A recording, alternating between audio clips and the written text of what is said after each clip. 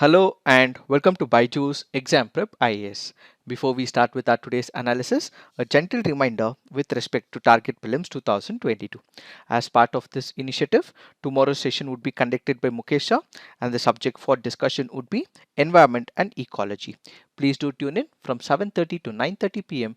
tomorrow on our YouTube channel. Let's get started and look into the first article. The first article says the search algorithm in action. The article here is speaking about search algorithms. We will try and understand what is this algorithm all about, what is the significance of the search engine algorithm, what are the concerns that are associated with it, and what are the regulations that needs to be brought into picture so that the privacy remains intact. Let's get started and look into this article. When we look into the algorithm, what is an algorithm? An algorithm is nothing but a series of instructions. These are the series of instructions which will help us perform a certain action. Let's say for example you have to calculate something on Google. There'll be an algorithm for it. Let's say you have to find out answers to your question. There'll be an algorithm for it. Or you want to solve a problem. There'll be an algorithm to it. So an algorithm is nothing but a set of instructions which are already present in that particular search engine so that your process of solving a particular problem is simplified. So a search engine algorithm is nothing but a complex algorithm used by number of search engines like the Google or the Bing from the Microsoft, which basically helps in finding out the significance of that particular page. It uses a number of algorithms to perform number of different functions, basically to give out that particular information which is asked by the user.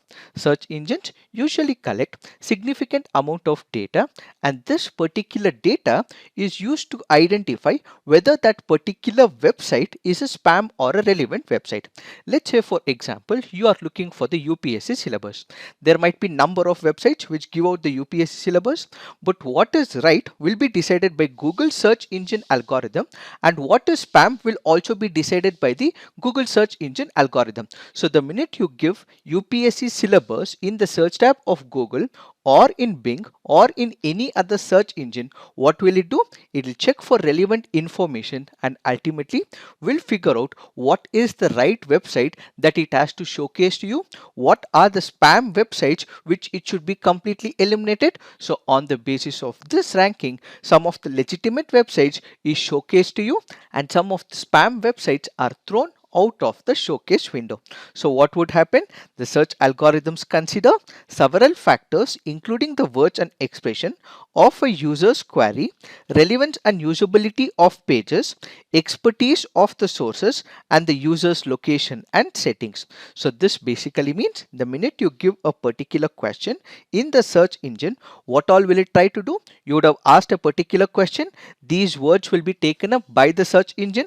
Then the relevance of that particular page, if you give UPSC syllabus, it will guide you to UPSC. It will also guide you to BYJU'S IAS, so on and so forth. So basically what question you have asked, similar answers would be given by the search engine and it will display and showcase you relevant pages. This will also look upon the location of a person. Let's say for example, if a person is searching about, let's say, privacy. So this particular information is not just sticking to what this privacy is, but it also depends on where this person is present. He might be in United States of America, he might be present in UAE, he might be present in India. So depending on the location of this particular person, relevant data is also given to this person. So basically when we speak about algorithm, it is nothing but a set of instruction, and when we speak about search engine, it is nothing but a complex set of functions performed by the algorithm of the search engine, and ultimately it gives us some legitimate information, throws out information which is useful for us, and also deletes those which are considered as spam websites. Now the question is, we have different types of search engines. Let's say for example, we have Google, we also have Bing from Microsoft, then we also have, let's say for example, we have DuckDuckGo. All these are different search engines. So the minute you give UPSC syllabus or you're looking for something else, if you give that particular question in the search engine, will it all give you the same information? That is the question that we need to answer. The answer to this is no. each of the search engine has its own set of algorithms. On the basis of algorithm designed by that specific search engine, the answers given, the queries answered, the solutions to the problems may be completely different as well. So each search engine uses a search engine algorithm, and no two search engines use exactly the same formula to determine a page ranking. So what you ask in Google, which is nothing but Google search engine, what you ask in Bing, which is in reference to the Microsoft, what you ask in DuckDuckGo, the information given by these search engines may be totally different. This is because the algorithms that they write are totally different as well. So as the algorithms are used to deliver the information, this will be totally different depending on the multiple factors that these programmers write, depending on multiple factors as to how this algorithm is designed. So remember, no two search engines give you the same information, and they may also showcase such information which it feels is right according to the search engine. How is this particular program developed? When we speak about search engines, what exactly happens?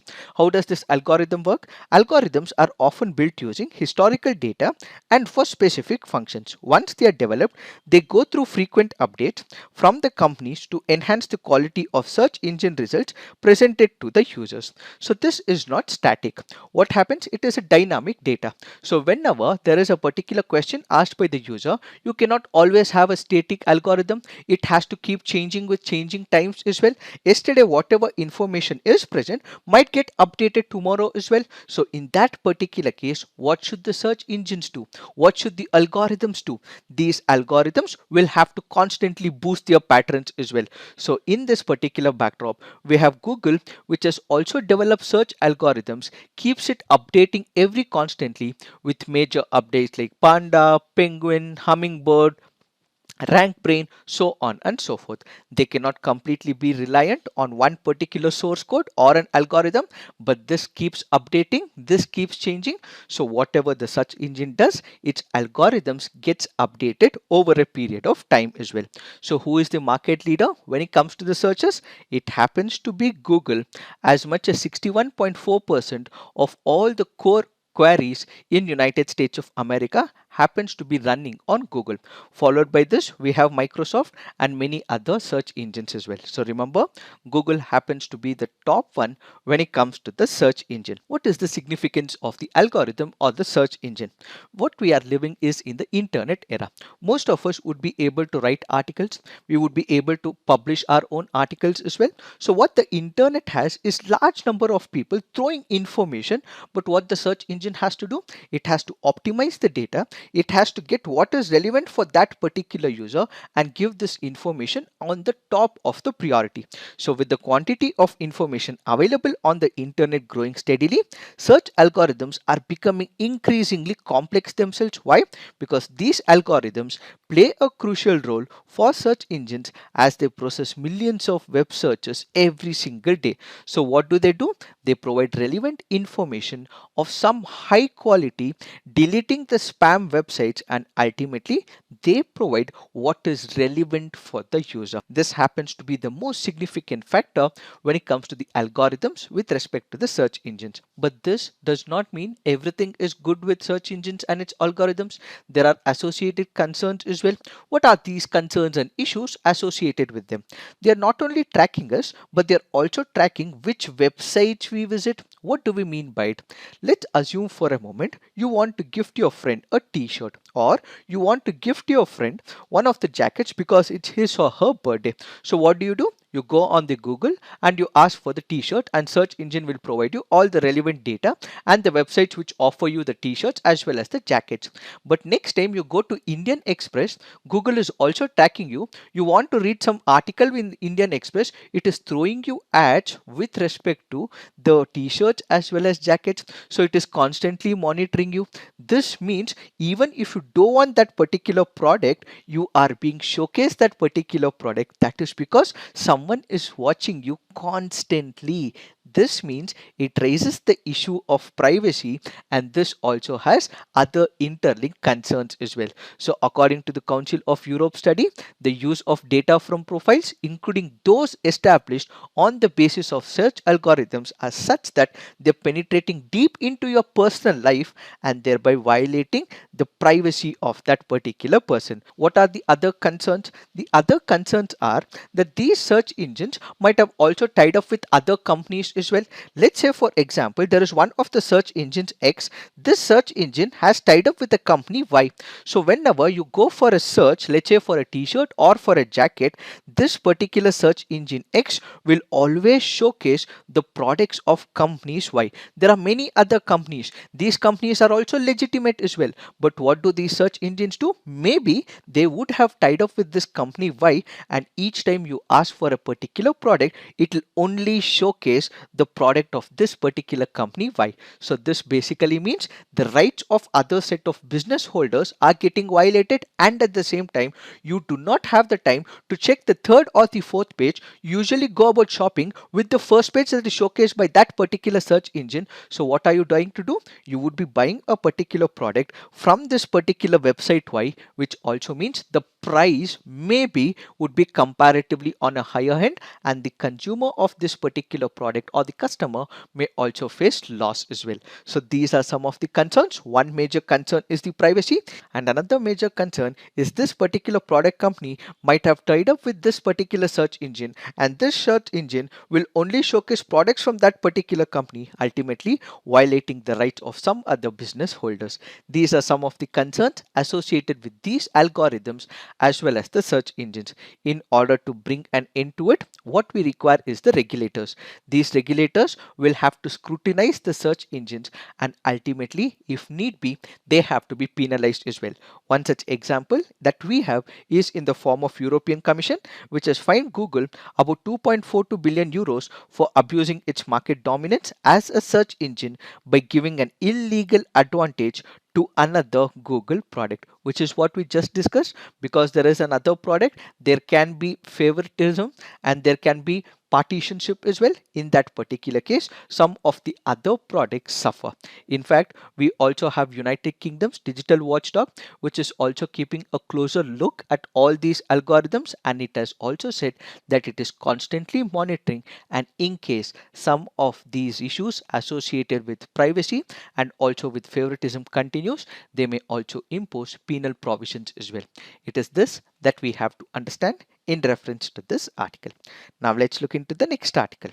This article says a dissonance in India-Germany ties. Let us try and understand what is this article all about. We recently had Prime Minister Narendra Modi, who made a three-nation European visit. One of the countries that he visited happens to be Germany. In this particular backdrop, we will try and understand what is the significance of Prime Minister Narendra Modi's visit to Germany, and we will also understand the larger picture of geopolitical complications. First up, we have to understand what is happening in Europe. As of now, we know that Russia had invaded Ukraine. Because of Russia's invasion of Ukraine, most of the Western countries, United States of America and all the European countries are supporting Ukraine. One of the countries, the largest democracy, happens to be India.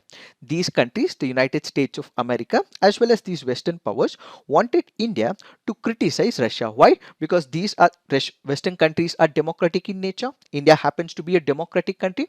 So they wanted India to take a stand and also criticize the move of Russia. But in this particular case, India did not criticize.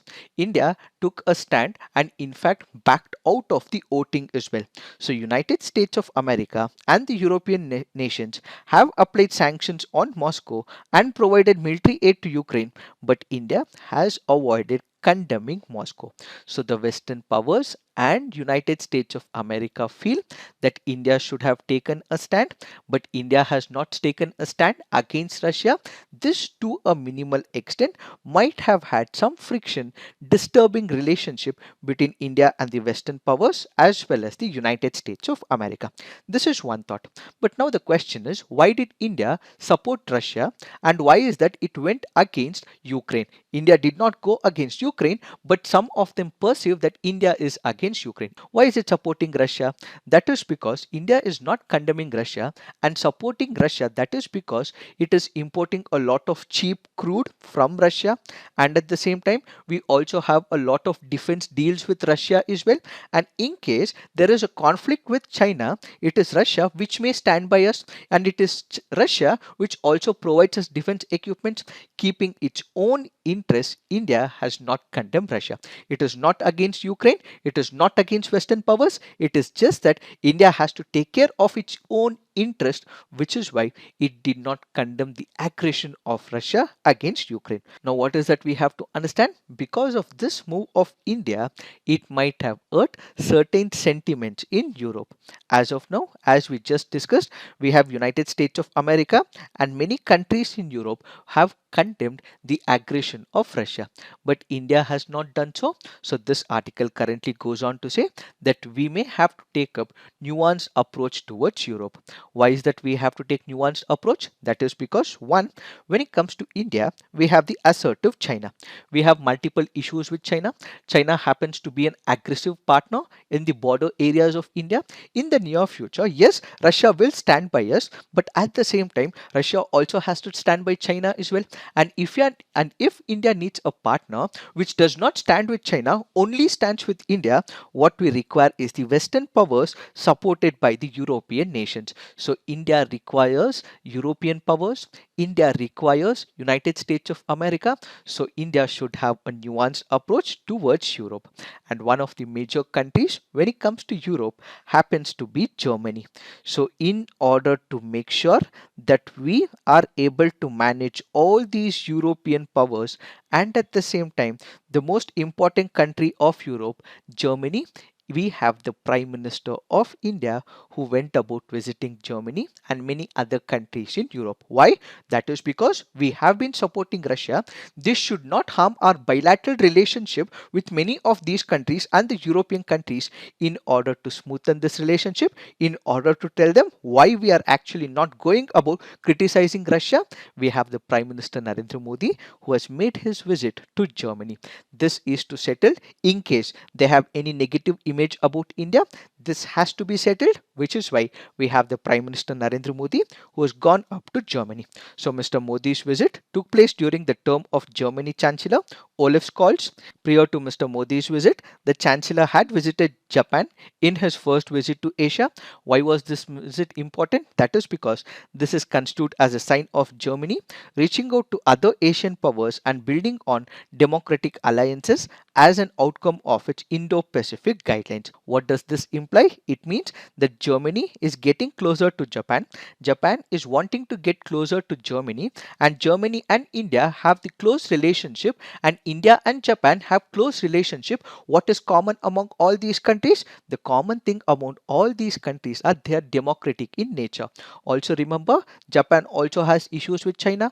India also has issues with China, and in order to bring Japan and India together, Germany has also come up with Indo-Pacific guidelines as well. So this was assumed to be a convergent factor. But in this particular case of Russia invading Ukraine, this could not possibly be the convergent factor because every country has its own interest, and India went ahead with its own interest, that is getting the defense equipment from Russia. So the author in this particular case goes on to say, in spite of having the democratic values, in spite of having some convergent factors, some countries also take precedence over other convergent factors, primarily keeping in viewpoint that there are personal interests of that particular country which has to be taken into picture. Further, the author says Indian policies have resisted promoting democracy in the neighborhood and have instead opted to deal with de facto powers. What do we mean by it? Let's take the example of Afghanistan, which happens to be an exception from this particular principle.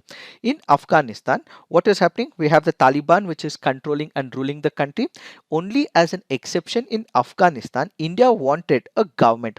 India wanted to have its connection with the government. It wanted to interact with the government. So except for Afghanistan, in every other country, it continues to deal with and also cooperate with established governments. In Myanmar, we have the military junta which is ruling. In many other countries, you also have autocratic rule as well. India does not bring about changes when it comes to these countries, but instead continues to interact with them. So the author is indirectly saying that in Russia, you might also have an autocratic rule, which is what the Western powers say. So India does not want to bring about a change, but it continues to have relationship with such countries. So India in its neighborhood will continue to do so, and India elsewhere will continue to do so. That is because India takes into picture its own interests. Added to it, the author also says, in spite of all these issues and concerns, bilateral engagement will continue to happen in Europe. So the bilateral engagement with countries such as Germany, France, Denmark remains the top priority for the government. Irrespective of what happens elsewhere, India will continue to have its own relationship with Germany, France, and Denmark. There are other convergent areas as well. Let's say, for example, we have trade with Germany, we also have science and technology, we have climate change. These areas will be taken into picture for convergence rather than the Russian viewpoint, says the author. That is why the author brings into picture that the 6th India-Germany intergovernmental consultations took place, and these consultations were more in terms of convergent points between India and Germany. So what did this visit basically look at? This particular visit with Germany basically looked at the Indo-Pacific region, which is about preventing the assertive China. That is one viewpoint why Prime Minister Narendra Modi visited Germany. The second is in reference to the trade, where they wanted to enhance on the trade relationship with Germany. The third is in reference to strategic partnership, where they wanted to strengthen the post-COVID recovery, enhance on the strategic front, enhance on the trade front. And then it is about the diaspora factor, where we have as many as 2 lakh diaspora who are present in Germany taking care of their own interests. And finally, we have this diplomatic balancing act which India has to do because it is supporting Russia indirectly. So it has to manage its other powers as well, which is why we have Prime Minister Narendra Modi, who has traveled to Germany to settle things and also have a diplomatic balancing act, is what is this article all about. So basically, since India is supporting Russia indirectly, which is why it also has to balance many other powers in Europe, and Europe and Western powers are actually impose sanctions on Russia. So India have to balance it, which is why we have Prime Minister Narendra Modi make this visit to Europe, is what is this article all about. Now let's look into the next article. This article says the importance of immigrants. This article here is speaking about the Indian diaspora.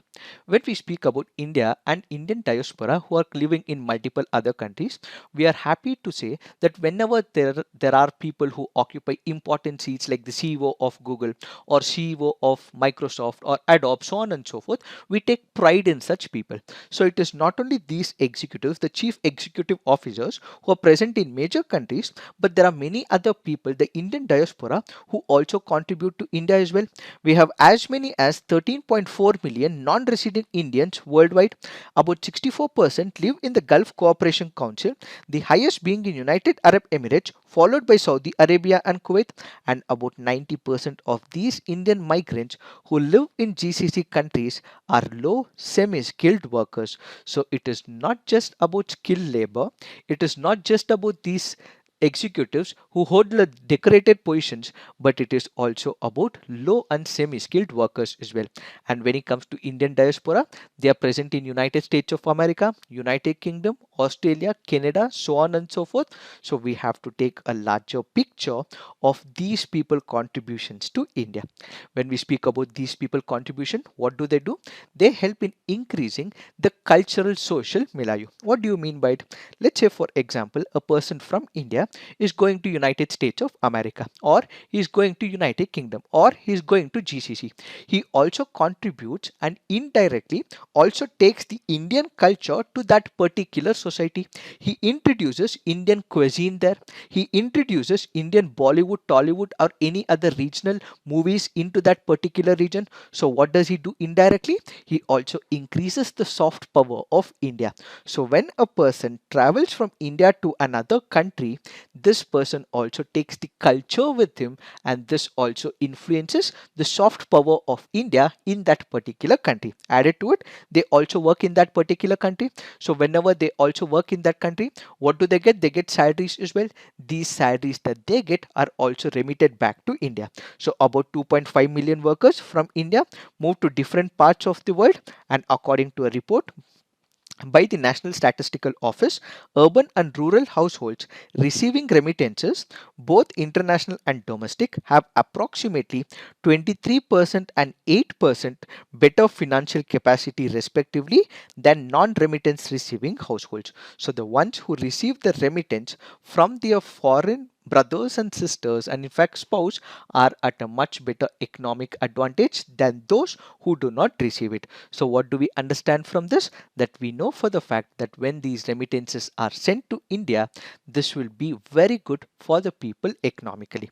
Now, if you look into the statistics further, as per the World Bank Group report, annual remittances transferred to India are estimated to be $87 billion, which happens to be the highest in the world. This can also be very important from the preliminary examination point of view. This is followed by China, Mexico, Philippines as well as Egypt.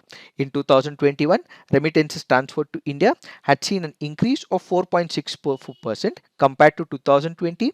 Remittances in India have seen substantially higher than even foreign direct investments, and the flow of remittances is much less fluctuating than the FDI, and still remittances contribution is just 3% of GDP, which is lower than that of countries such as Nepal, Pakistan, Sri Lanka, Bangladesh as per the World Bank report. So the article here currently goes on to say that we have to give further boost to the remittances. We have to further take care of the diaspora, as this would be a win-win situation for both India as well as that particular country which happens to be the source country where they are working. So what is that we have to do? We have to take care of the diaspora. So the diaspora will have to be taken so that the remittances happen, and at the same time the soft power of India increases in that particular country where they are working. So what is that the government will have to do?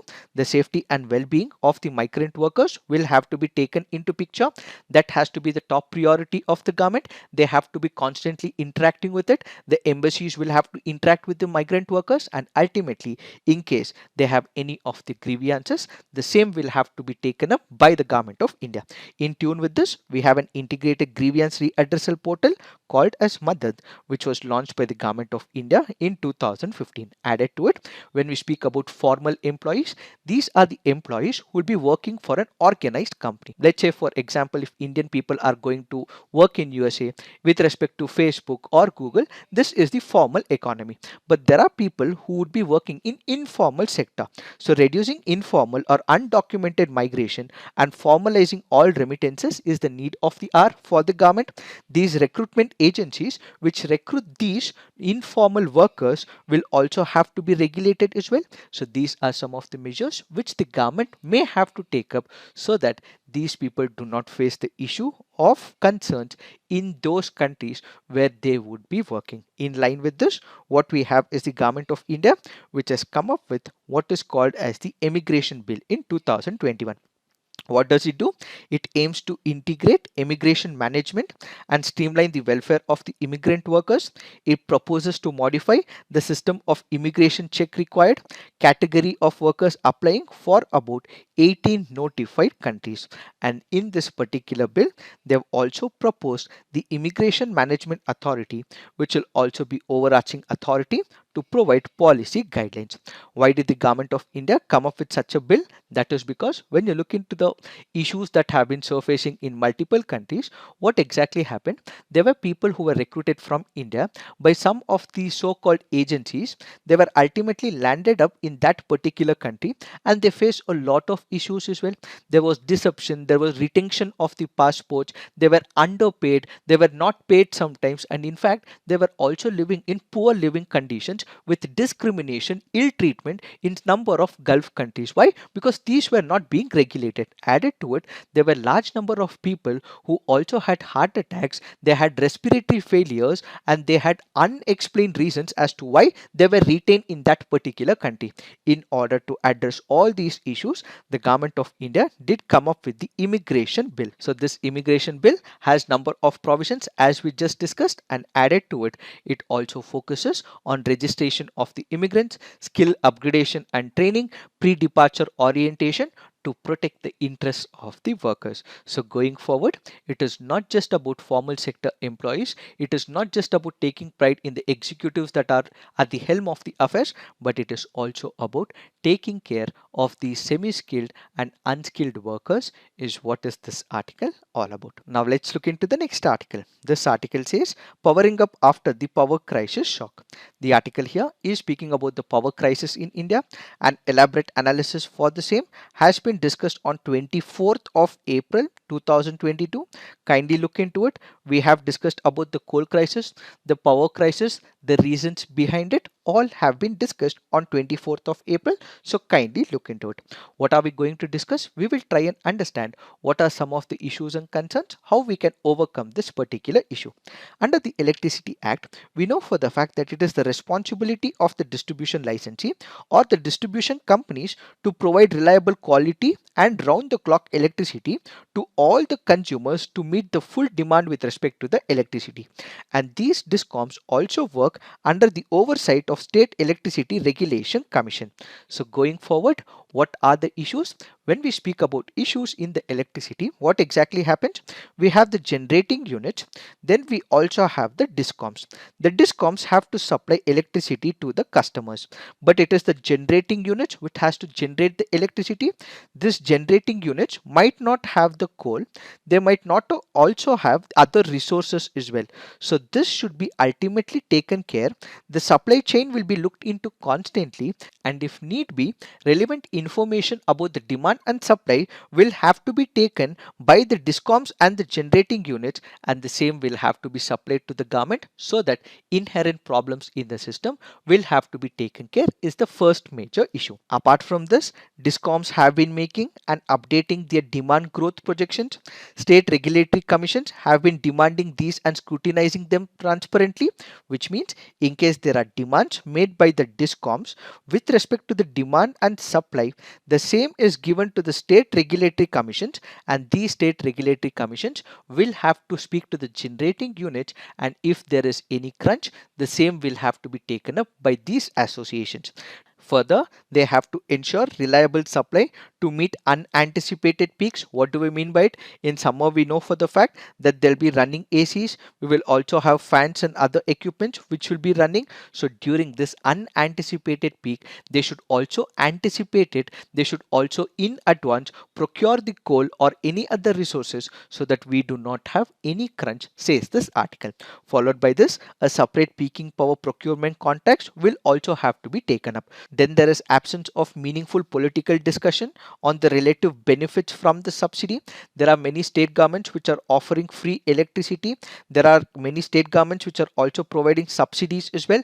This will ultimately mean that people might not know the importance of electricity. So such will have to be taken up. There has to be deliberations and discussions with respect to the subsidies offered as well as those which are providing free electricity. So what are the other sources of energy that we would be able to explore? About 15 to 20 gigawatts of gas based power plants which can run on imported liquefied natural gas, and about 6 to 8 gigawatts of thermal plants which can run on imported coal can also be exploited to prevent electricity crunch, is another update. And consumers who are willing to pay more could be kept free of the power cuts, and they can be imposed with surcharges. And at the same time, we should have the government of India and the respective state governments who have to ramp up the coal production, and also ensure railways needs to carry all these large quantities of coal when the demand supply increases. And in that particular case, there is a larger picture of all stakeholders coming up, which is the private, the government, the civil society, all will have to act responsibly to make sure that there is no electricity crunch, is what is this article all about. But do remember, the entire analysis for the same is also discussed on 24th of April. Kindly look into it. Now let's look into the next article. This article says alarm bells. What is this article speaking about? It is speaking about Khalistan issue. What is the context? Khalistan flags were tied on the main gate as well as the boundary wall of Himachal Pradesh Legislative Assembly were in Dharmashala. What is this Khalistan issue all about? When we speak about Khalistan issue, this is about Sikh separatist movement where they want to create their homeland for the Sikhs. This will be an independent sovereign state which will be called as Khalistan. So this proposed state by few radical Sikhs of a particular region is what is called as Khalistan issue. So what do they want to do? They want to establish an independent sovereign state. So the land for this will be from the Indian side of Punjab as well as from the Pakistan side of Punjab. So they want to make sure that they have an independent sovereign state, and this sovereign state will be called as Khalistan, and this is for the separate home for the entire Sikh community. So now in the present situation, because there were flags, because there were messages written on Dharmashala in the Himachal Pradesh Legislative Assembly, the police have started their investigation. So the state police have started the investigation, and in all likelihood they will see who would be the perpetrators of this particular issue. And at the same time, on the very same day, we also have the Punjab police who went on to say they were able to stop terror attack in Punjab, and at the same time a US based Khalistani separatist was also charged in Himachal Pradesh under UAPA as well as the Indian Penal Code. When we go back to the Khalistan issue, this was a very hot topic back during the 1980s. This was because Pakistan was also trying to make India breathe through thousand cuts. When we speak about Pakistan external policy, they know for the fact that they cannot take upon India because Indian army strength is conventionally too huge for Pakistan to handle. So what does Pakistan do? Pakistan has a simple policy is to make India bleed through thousand cuts. One of the opportunities that Pakistan also had was back in 1980s, it raked up this Khalistani issue. So Sikh separatist movement supporting terrorism through this particular means was also supported by Pakistan in 1980s. We were able to bring the end to this particular program, but we also suffered our own cost as well. So during 1980s we had Operation Blue Star, then we also lost our own prime minister as well. This also meant that there was sectarian violence against the Sikh community in multiple places in India. As of now, there are only few people who are supporting this Khalistani cause, but there are many who are opposing it. So this article currently goes on to say that we have to be really careful in our narratives as well. There are few political parties. These political parties, when there were people from a specific community opposing the farming laws, these people were called as anti-nationals. So the political parties, people in authority will have to be careful, and such people should not be called as anti-national, says this article. There are also thoughtless comments, campaigns against the community which should not be happening, and if such continues, these perpetrators, these few people who are supporting the Khalistani caption will catch on to it, and there will be more radicals shifting bases, says this article. So we have to be really sensitive, we have to be really responsible when making a statement, and these isolated issues will not make an issue to the Indian Union, says this article. It is this that we have to understand in reference to this article. Now let's look into the mains practice questions. Are algorithms used by dominant search engines becoming a privacy threat? Critically examine. Write a note on the India-Germany relationship highlighting the recent visit of Prime Minister to Germany. So please write all your answers on the comment section. Peer review. Do give positive feedback to your friends' answers. So this is it for today. Thank you for watching. All the best.